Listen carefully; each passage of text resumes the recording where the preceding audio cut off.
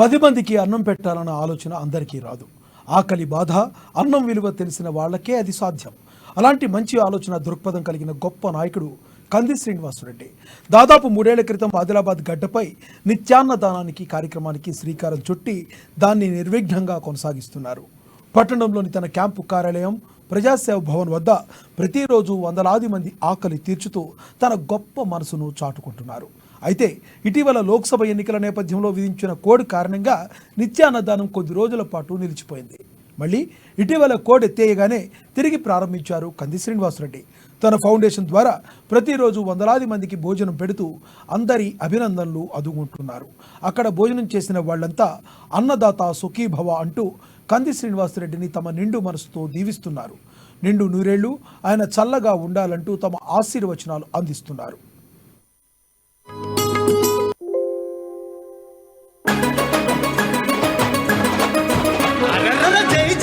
నన్నంటూ జనజాతర సాగెనో జయ భేరి మ్రోగెనో జనజాతర సాగెనో జయ భేరి మ్రోగెనో జయ హోసి నన్నంటూ చైత్రయాత్ర సాగెనో జన హోరయ్యగసెనో చైత్రయాత్ర సాగెనో జన హోరయ్యగసెనో ఆదిలాబాదు జిల్లా పల్లెలన్నీ కలిసి నన్న నీ వెంట మేమున్నామంటూ జై జై జై అరెర జై జై జై అరే జై జై సి నన్నంటూ జనజాతర సాగెనో జయ భేరి మ్రోగెనో